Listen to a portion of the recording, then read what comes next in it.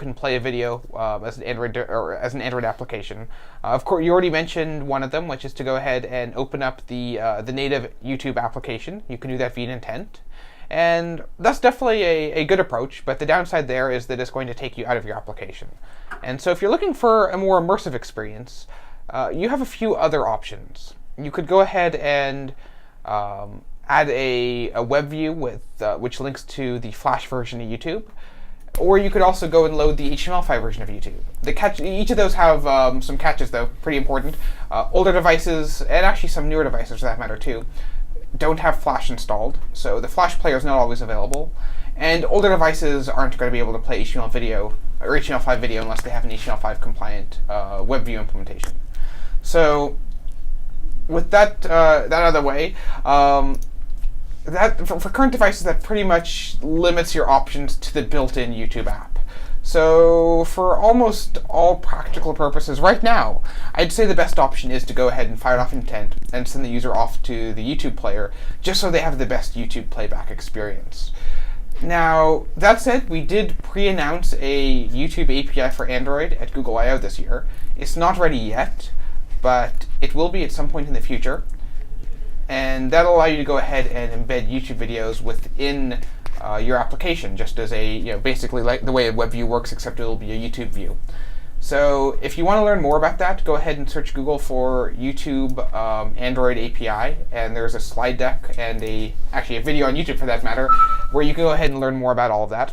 And yeah, keep an eye on that for sometime later in the near future. Don't know an exact date, but sometime hopefully soon. There'll be some more news on that. And if you want a demo, actually, the Google I/O app, the Android Schedule app, is a good example of how that works. Here's actually an interesting question. I don't know the answer to this myself, but is it possible to detect at runtime if the phone will support YouTube via Flash? Oh, that's a good question. I imagine you could actually check check Package Manager and look for the Flash package. And if you see that on there, it's probably a pretty good sign Flash is working. Right. See, what I would suggest maybe is because the poster Michelle does state that she would prefer to keep the user inside the app, is if there's a way to detect if at runtime if Flash is supported on the device or if YouTube via HTML5 would be supported on the device. It would require extra effort, but you could just do all three implementations and say, okay, if Flash is supported on this device, do it in Flash. If not, if HTML5 is supported on this device, do an embedded web view. If not, intent out. That way you would have a wider range of phones that you support for in-app and not necessarily have to go to the YouTube app every time. Yeah. Now, I've seen some people use RTSP also, but I'm not sure if that's actually allowed. So you might want to check the YouTube Terms of Service. I sort of have a suspicion that you might not be allowed to do that. But right. We discourage sketchy behavior. Right. Ethical and TOS issues aside, even though they are real issues, but if you do something like that, it is liable to get broken in the next version of Android once a security fix for that is determined. I don't think that's a security issue. Or not security. I think that's just a YouTube Terms of Service issue. Right. Yeah, but in any case, I think the correct answer here, until we get that the YouTube API out, is to go ahead and use the embedded or the native YouTube app. I think that for pretty much every case there, you're going to get the best experience that way. But yeah, at least for now. So let's go ahead and move on to the next question. I just realized, Dan, we never turn on the lights in here. It makes us look nice. We can make that happen. Yeah. All right. Let's move on to the next question. All right, next question. A real Bluetooth headset button push still works in the foreground music app, but my mimicked action media button intents no longer work in Android 4.0 or above. As I said, the Google Music hogs them. What are Bluetooth headsets doing differently? Excellent question. So this question, I think, just came in probably about 10 minutes before our broadcast. Yeah, we unfortunately have not had time to research it, and neither of us, I think, know off the top of our heads. Yeah, it's possible that it's being that the media API or the media framework is going in and integrating directly with the Bluetooth stack. I'm not actually sure. The good news is the source is out there. If you want to go ahead and take a look, you can go ahead and dig in a little deeper. We'll do the same on our end, try and get you an answer for the next show. Yeah, again, we just don't have enough time we didn't have enough time before to actually get research and answer here. I think trying to mimic the action media button intent to simulate a Bluetooth button push is a little sketchy. So I'm not terribly surprised that you're having some issues there, but we'll try and get you an answer, try and figure out what's going on. Join us next week, and we'll have an answer for you at the beginning of the show. All right? We just got brighter. It did. Yeah. Right. Takes away my ominous, shadowy appearance, though. Right. So, is there a reason why Google does not release updates of new Android versions for all interested developers with Nexus 7 and Galaxy Nexus devices right away, outside of the long OTA cycle, without having to root the device and doing it manually? Yes. And that's by question. Chris from London. Well, I think it's actually a valid point. I was joking. Yeah, so right now the way we do software updates, assuming you have a device that has an OS update available, is we roll the device out to a fraction of users at a time. And there's a number of reasons we do that. First off, it makes sure that we don't overload carrier networks for people who are on cellular connections. In fact, I think there's even an option in there where they can go and offer it only to Wi-Fi users for the first, 24 or 48 hours. But we also go and roll out slowly just to make sure that if there's any bugs with the update, major bugs that somehow we didn't catch during testing, that we can go ahead and abort the update and solve those problems before many users are impacted. Now, we do test things pretty thoroughly, and it's rare that something like that happens. It's just a safety device that we basically built in. I think in the case of developers, it's a valid concern. It would be definitely very nice to be one of the first users to get a software update, so that way you can update your application. So I'll make sure that actually I think that we already filed a bug this morning for this. Yeah. So there is a bug open. We'll go ahead and make sure that the OTA team sees it as a feature request. I think it's completely valid, and thank you for the great idea. We'll see what we can do to get that implemented for you. Yeah. All right. So. Okay. When will we get a supported marketplace API? E.g. to search the marketplace for apps and pull their details, screenshots, and analyze comments and ratings. Microsoft and Apple support this, and they are closed markets. That's a good question. Unfortunately, this definitely falls under the category of a roadmap question, and as a matter of policy, we can't discuss future features that we may or may not be implementing, or whether or not we're working on them. When the hypothetical release date would be, that kind of thing. We will definitely file it as a feature request, but we can't really say anything about when it would happen or if we're working on it. Yep, I think that's a pretty good answer. So Prizzy from the Philippines says, can I retrieve data from the Google Maps API so I can use it for my location-based service application I'm developing? So I'm not sure what sort of data you're looking for, Prizzy, but there are a number of things that you can access already. You can access the user's current location via the location manager.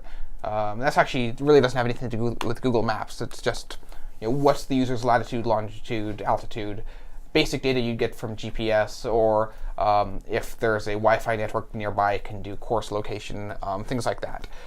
You can also do geocoding, which is actually I think it's reverse geocoding. Is it? No. It's standard geocoding. So it's converting latitude and longitude to a human-readable address. That's reverse geocoding. Okay. Now, I think we support both ways, don't we? I believe we support both ways. Those actually might be via the Maps API. Actually, it's not. It's via Location Manager. Interesting. I think it uses Maps under the hood, but it is part of the Location Manager package. So there's utilities to go and convert from lat long to an address and back from an address to lat long. So that's all totally possible. Now, if you want to do something more graphical, right? You want to display a map and let the user see, where they are in the world, as opposed to just telling them their numerical address, right? You can embed a map view inside of your application, which will render Google Maps, the user's location, and there's some limited options to go and customize that. If you want to go a step further and start adding really complicated stuff like polygons, markers, custom map tiles, you can go ahead and add a web view that loads the Google Maps API from the web, and that's how you can get some of those advanced features. We definitely encourage people to use a standard map view at first, but sometimes you do want to do these advanced things, and that's when you have to look into the web-based APIs. So I think that's a yes as far as the answer to this question. Yeah, now, if you want to do something like get driving directions, though, that's where you're going to run into some problems, and you won't be able to pull that data out of Google Maps. Right. But I believe you can send the user. Yeah, you can totally just send the user over to Google Maps and construct a URL for directions and have that load. So there are ways to go and tell Google Maps what data you'd like it to display, but it'll still be within Google Maps that the user's receiving that content. Yeah. I also want to add, we do have a lot of online resources for using the Maps API. With Android, it's on developer.android.com/Android. I don't remember the tail end of that URL. Right, developer.android.com/Android? Sorry, developer.google.com/Android. There you go. And that's where most of the APIs for using Google services with Android, that's where you're going to find those. All right. So moving on to the next question then. X asks, where about in the source code can I find the 4.1 lock screen? Use cases to borrow the layout, aesthetics, assets of the unlock ring. So this is another one of those questions that came in right before the show, so we haven't had a chance to look it up yet. That being said, I want to say that there's just if there's a package called lock screen. I think so. It might be a little off. If you go to source.ender.com, you can go to the package viewer and find, and just search the page for lock, and it'll come up. I know it's in there, but I can't remember the exact package name off the top of my head. Yeah, I can try and research it during the next question. If you have the Android source downloaded already, I would say just grep the source for lock screen. It'll be probably capital S or capital L, capital S. But I don't know the package off the top of my head.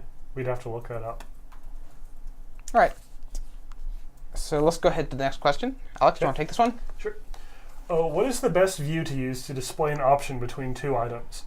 I want the user to be able to select between one-way and round trip. The available options don't seem to fit well, in my opinion. What would you suggest? All right.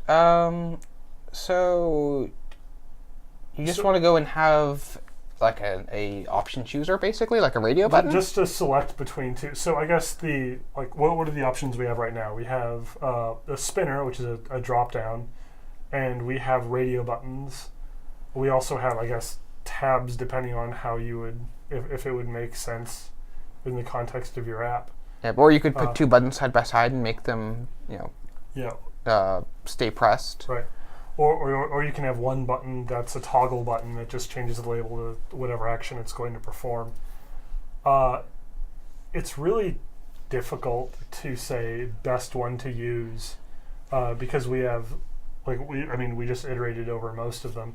There are several options, and it very much depends on context. So being able to say, so to choose between one-way and round trip, I assume means something along the lines of like buying airline tickets via an Android app or something like that. There I would probably go with a drop-down so that you don't take up too much of the screen. But yeah, really is context dependent. Okay, I think that's pretty much, that's pretty much all the options I can think of off the top of my head. Yeah. It's tough to say without actually seeing what your application's doing.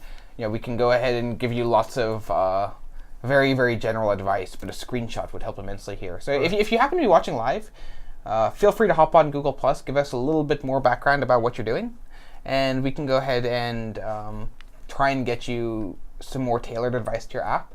Failing that, there's also the Friday App Clinic, where you can go and get advice from, I believe Rado and Ian are hosting that right now. Rado and Ian. And then also there's the UI show, too. What day is the UI show? Monday. Okay. I think it's Monday. Actually, it's Tuesday. It's Tuesday, okay. All right. It's yes. Tuesday now. I think it's probably always been Tuesday. I would say also for the one thing to keep in mind is for the Friday App Clinic, the way that works is you submit your app, and usually you submit a link to it on on Google Play Market. So if the app isn't developed yet, then that wouldn't be the place for it. In that case, you probably want to send a couple screenshots to the UI review on Tuesday. But yeah, I would say those are your options for follow-up. But based on what I can see of the one-way versus round trip, it seems like drop-down would be it would not be a bad choice. I don't know about best choice. I can't say without looking at your application. Right. Yeah, and I've just been here trying to find that lock screen package here, but no, I think that's a good answer. Right. I think that we, without seeing the app, I think we've said everything we can. But again, if you're watching live, we'd love to get some more details and give you some more tailored advice. So let's move on to the next question. Joe from Maine asks, I'm send-ordered broadcasting. Wow, it's a verb now. Yeah. I'm send-ordered broadcasting action media buttons. Button intents to media button play pause to, I think this is the same question we got, to mimic a Bluetooth button headset push, or Bluetooth headset button push. In Android 4 and only, or Android 4 and above, only play music responds, but pre 4.0, the current music playing app would respond. What changed in Android 4? I think our answer here is the same as last time. We got this question right before the show, so we don't know without actually digging through the source, which takes us more than 10 minutes. Especially as we're prepping for the show. So, definitely a good question. I'd love to get you an answer. We just didn't have enough time to answer it because this question came in late. We'll try and get you an answer by next week's broadcast. All right? Okay. So, actually, and this is actually probably a good time to remind anyone who is watching live, feel free to join us on Google Plus Hangouts. I assume that Dan over here in the corner is monitoring that, so if anybody does want to go and ask a question, just, I guess, either speak up or... You are watching the Hangout, right, Dan? I'm watching both. Okay, excellent. Yeah, it's tucked there in the corner. Yeah, so if you do have a question, just wave your hand, type something in the chat, speak up. We'll try and get you on there live. If you don't have a microphone, you can also go ahead and type your questions to us in Hangout chat, and we can read them out. We'd love to get live questions. Go easy on us. We can only do so much without actually having time to research stuff. But again, questions like that last one on UI, excellent things that we'd love to discuss live if anyone does want to go over any of that. So let's see here. This question, Daniel says, I understood you wanted to look into last week's issue after the show. Edit text on pause. Any news on that one? I don't think we have a. That's the. Is that the one that has to do with the support library? That's the one where the value of the text box would change when you rotated the device. Okay. So if it was pre-populated with hello world, and you typed ZZZ and the value is hello world ZZZ, then you rotated the device, the new value would just be ZZZ. Okay, that one. And it was it's an interesting quirk. We haven't actually had time to determine the cause of that, but we'll hopefully have time to dig into it. Yeah, we should get you an answer on that one by the end of the day. Yeah. All right. So we actually have a screenshot for the reservation. Oh, excellent. Mentioned. Awesome. Are you able to put that up some way? No, but you can just take a look over my shoulder. Right here. Okay, so there's 2 buttons. Is there any way for you to throw that into the Hangout so that we're not just a bunch of people staring off screen into space? You could load it on the Hangout computer. Yeah, I can put it on the Hangout computer if you guys want. All right, yeah, let's do that. Yeah. So we'll get back to that in a second while Dan goes and makes that magically work for us. All right. So VD asks, could somebody look at this issue on the Android bug tracker regarding the broken clipboard on Samsung's Galaxy S3? So I did take a look at this, and so the issue in particular here is whenever the user copies data into the clipboard on that particular phone, there's a crash. And that's not really a compatibility issue per se. I mean, the API is still, the API hasn't changed any. It's more just an issue of general system stability as far as I can tell. Yeah. And I'm not sure whether or not that's the issue is because of a modification that Samsung's made or if it's a problem in the framework code. That said, since it is a Samsung device, this is only happening on. My suspicion is that there's some interaction with one of Samsung's modifications or a driver or something.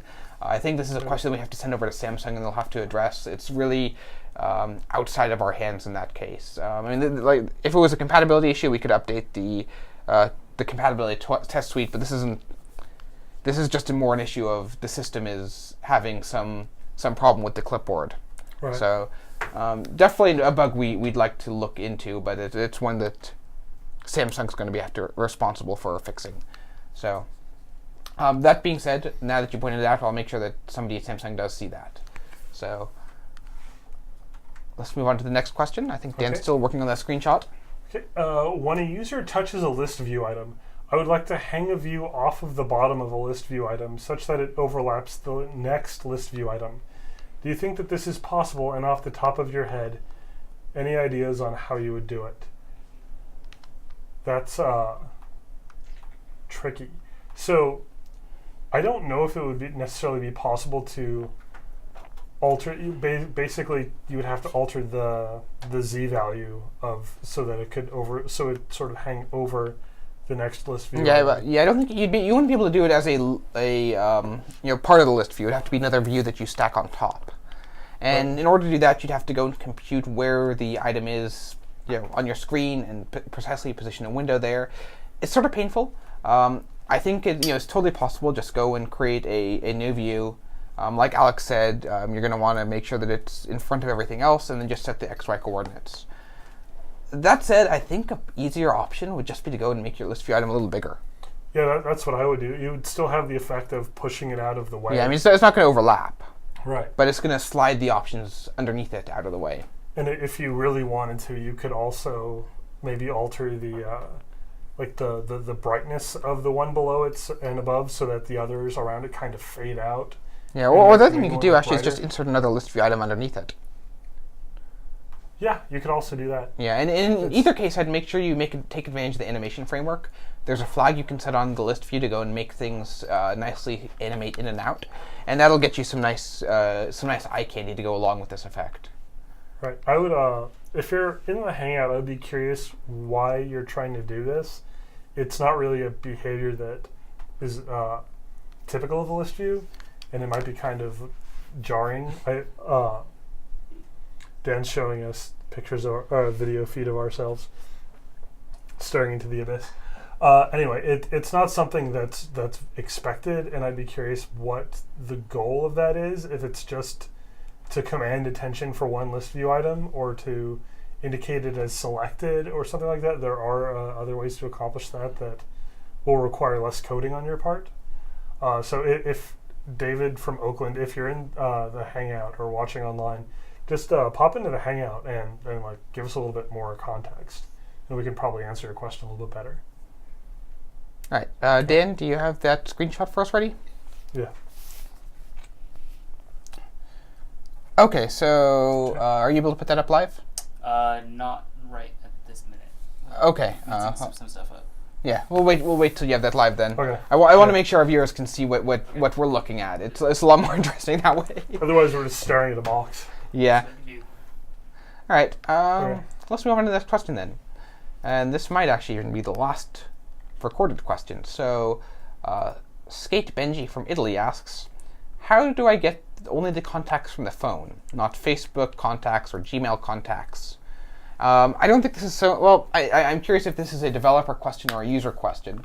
Let's take the user question first. If you're in the Contacts app, you can, on the latest version of Android anyway, you can go to the... Actually, I think, yeah. The latest version, you go to the overflow menu. Old versions, you click on the menu button, and there's a display options command. Let me pull it up actually here. I'll get you the exact value.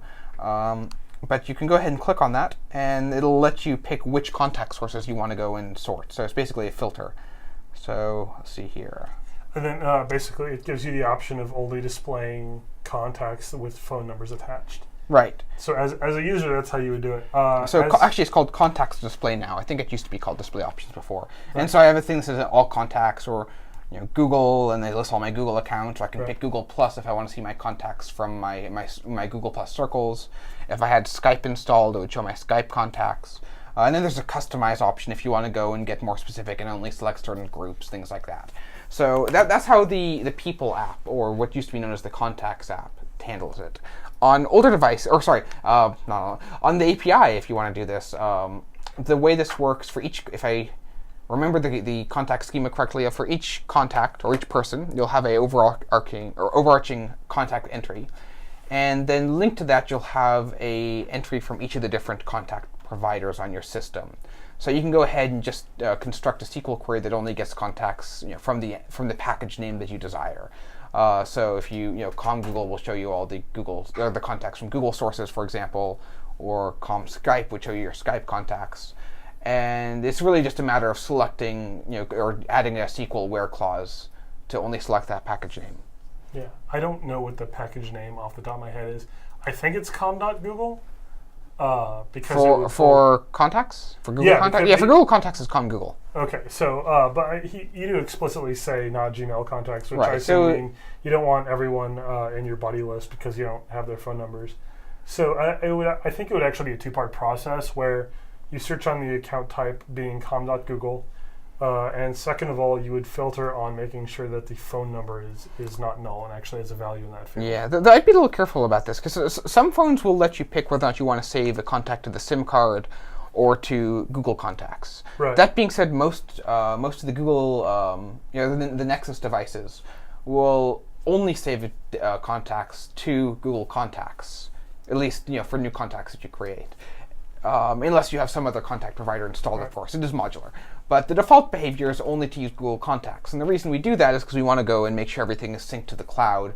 It gives users a really nice experience, right? Whatever new phone you get, all your contacts are right there. So if you decide that you want to filter out Gmail contacts, you might be filtering out every single contact the user has on their phone. So I think really if you do want to add some filtering here, I think it would be wise to go and mimic the behavior of the People app and give the user a choice. Which contact sources do they want to display? Rather than just saying, I only want to show contacts that are on the SIM card. Because actually, I'd say on most devices out there, that's going to get you into trouble and you're going to filter out most contacts. Yeah. All right. Any luck, Dan? Yep, we're good. Give me 1 second. I'll put it up on screen and so our viewers can take a look. Okay. There we go, guys. So we're going to be we're bringing UI review to Wednesday right now. It's true. Okay. So in this case, there's a spinner on top that says one way, and then underneath that, what's the text under there say? It says to the airport. Ah, and then there's a button that says Next screen, choose flight time. Okay, gotcha. So it's like a directions to the airport app, I imagine. Okay. Yeah. So first thing I do here, that spinner is actually pretty bad. I'm not a fan of that spinner. I think your best option here is look at the way Google Maps does it. Right? You have buttons there for one way or round trip. I wouldn't use a tab or use a what's it called? Radio buttons. Well, radio buttons would work. View pagers is what I was thinking. Tabs and view pagers, okay. I leave off the table. I think that's even more heavy-handed than the spinner is right now. Yeah. Tabs and view pagers should only really be used when each option would then change the entire UI in terms of what other options you were presenting. Yeah. Now, I mean, the spinner that you have it right now isn't terribly bad. The problem is it's just too wide. You're using up the entire width of your page. But even then, let's say we do make it smaller and make things a little more streamlined. The problem you're going to run into here is that it's multiple clicks to pick what type of transportation you want, right? It's at least 2 clicks, probably actually almost exclusively 2 clicks. You're going to click on the spinner and you're going to click on the other option. And you really just don't have enough choices here to go and justify the overhead of a full spinner. It's really just option 1 or option 2. And so this is where radio buttons or a toggle switch, which would, you could implement just as 2 buttons side by side, would really come in handy. Yeah. Yeah, I think this is definitely a good one to bring up for as an example on Roman's show too. But I think that pretty much answers the question of what's the best way to do this. If you do have any more questions, again, feel free to pop on to Hangout. If anybody on Hangout right now has any questions, I think now's the time to speak up. We are at the end of our pre-submitted questions for the day. So if nobody else has any questions, anybody signing on there? Nope. All right. We actually have one unrelated question. Oh, sure. Let's take it. Where is the TARDIS? Which is, I guess, a reference to Doctor Who. Yeah. Well, our TARDIS where is our TARDIS? It's up on the shelf. Awesome. So the answer is that it's still there. It's still there, just right off camera. It's like off camera. Yeah. It's up and to the, I guess Alex is on the right on your screen. Yeah, it's up and to the right behind Alex's head. You can see a little green android there and the red android jelly bean jar just to the right of it. It's right next to the jelly bean jar. It's still there. We had a time machine question. We didn't even have a TARDIS on hand. Yeah, it's still broken. Still doesn't travel Yeah. through time. We still can't answer those questions that It's require in the time garage travel. right now. Yeah, but no, it's still there. As soon as we get it fixed, we'd love to answer your questions about the future. But somehow, I don't think we have any Time Lords on staff. It's a shame. It is. We keep trying to hire them, but no one ever takes the gig. Well, we have trouble getting in touch with them. They keep floating around through time. Right. Anyway, I think that's all the time we have today for questions, given that we're out of questions. So, if you do have any questions for next week's show, be sure to hop onto Google Moderator and submit them ahead of time. The earlier you submit them, the better answers we can give you. We usually reset moderator about an hour or two after the show ends. So if you're watching this pre-record, or if you're watching this live, wait a little bit. If you're watching the recorded version, it's probably already up right now. You can access the moderator page by going to either our Plus page, developer.android.com/plus, or searching for Google Developers Live and accessing our page from the Google Developers Live homepage. So with that said, I think it's time to say goodbye for this week. Yep. Goodbye for this week. Yep. All right, and again, we're on every Wednesday, 2 p.m. Pacific. Send us your Android questions, and we'll answer them for you. All right, see you, everyone. Bye, guys.